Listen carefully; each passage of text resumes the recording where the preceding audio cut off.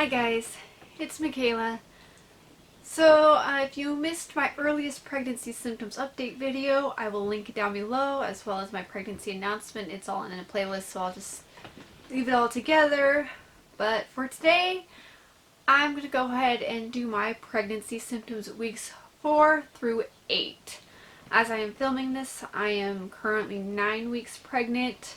But I will go ahead and do a little bump shot, explain some symptoms, but let's go ahead and hit that subscribe button. And before I get into this, I am not a doctor. Everything that I am experiencing is specific to me. If you feel like you may be pregnant or have concerns, go contact your healthcare provider. But let's just go ahead and start with everything. I've got things listed down on my phone, things I've been experiencing on the way. Again, sorry if the lighting is bad. I'm trying a little bit of just working on my little lighting situation, but we're just going to work with it anyway. So starting off very early on, right after I kind of hit that 4-week mark, I started craving McDonald's and meat and salt. And I mean, it was like uncontrollable. I had to get me some McDonald's hamburgers, and I did that every night for about 2 weeks. Oh, there was a fly there. That's just that time of the year. So that was the very first thing, starting around week 4 before the morning sickness kicked in. Around week 5 to 6, my morning sickness had kicked in. Once that happened, I wanted absolutely nothing. Everything was disgusting. The very first thing I disliked was any kind of chicken. I had made chicken tacos one night. I was like, no, no, no, no, no. And since then, it's been no chicken, no meat of any kind, none of that stuff. It really just made me feel disgusting. I couldn't tolerate any smells. I completely stopped cooking. We started eating out every night, or really, I could only tolerate so little. And now there's an airplane going by, so let that go by. Welcome to life. Okay,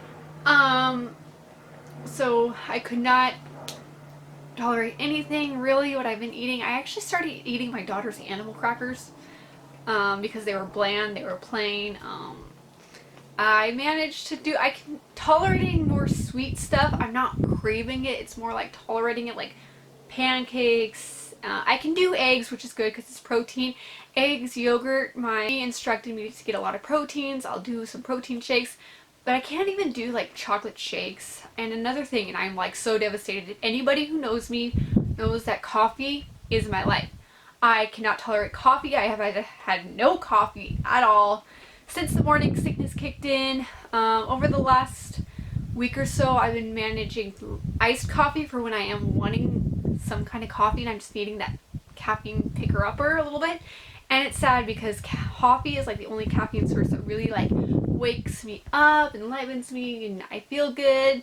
Even that one little cup a day helps significantly, and I haven't even been able to have that. I have been so fatigued, so tired, so this is just not a fun part of pregnancy. It's just that second month there is just not fun. You're just kind of like miserable and tired, and I mean, poor Marty, he's having to pick up on my slack, and he's doing good.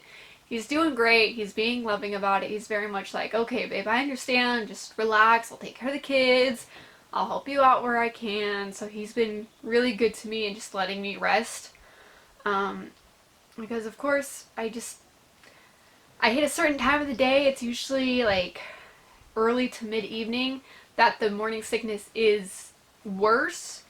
So if I can go to bed, I don't feel the urge to throw up. I actually have not thrown up this pregnancy, and I don't know if it's just the pregnancy itself, I'm not throwing up like I did with my other 2 pregnancies, or if it's just, maybe it's just my 3rd pregnancy. I've gone through morning sickness before. I know how to tolerate it. I know what to look out for and how to manage it better. If you guys would like a video on how I manage my morning sickness, feel free to let me know. I might go ahead and film that here soon. I do have some tips and tricks on that. So yeah, I've learned morning sickness wise, like the time frame of it. This time around, I feel like I'm more nauseous throughout the day, whereas with my other pregnancies, it was very specific to the evenings, and though the evenings is worse, I still get those bouts of nausea during the day. There are times of the day where I just need to like sit down, relax, and let the nausea pass. But usually if I just snack on something simple, it'll help. So that was about, we're looking at like weeks 4, 5, and 6 right now. By week 7, I had gone to my OB. I actually thought it was week 8, but I had gone to my OB appointment, and he said that I was actually only 7 weeks along, which if you saw my pregnancy announcement update, I'll explain kind of what happened with the test and how it was off. But because of that, I wasn't really surprised that my due date is a week later than what we thought. However, I thought I conceived a week earlier, but I kind of felt things kicking in. So, I mean, there's no really accurate information on that.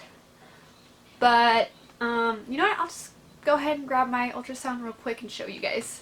Alright, without showing any personal information, there's the blob. That was the baby.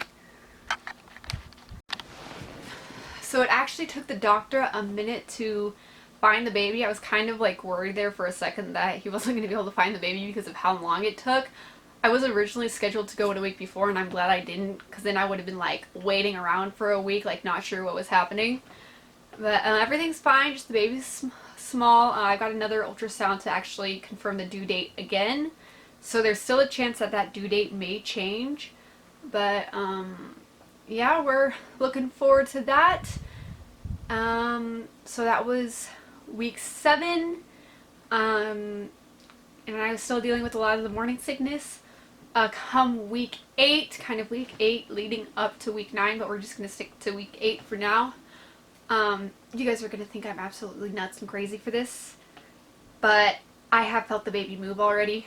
I didn't believe it at first. I'm like, no, it's only week 8. It's only week 8. Okay. But it happened once, and then it happened like 2 other times. And by time number 3, I'm like, okay, I recognize this feeling, this movement. It felt like a swishing movement. That swishing movement happened right where I know where the baby's at, because I recognize the feeling. Again, this is my 3rd baby. I know what to look for. My past pregnancies, I had felt both of them by the end of the 1st trimester. So yes, I know that this was baby movement, and I keep feeling it in that similar motion, that similar spot. Baby likes to lean more on my left side, what I've noticed. At least that's where I'm feeling it. And it's not like I feel it consistently. I don't feel it every day at a certain time or anything like that. But if I am in the exact right position in the exact right time, I will feel the baby move. There's no rhyme or reason to it.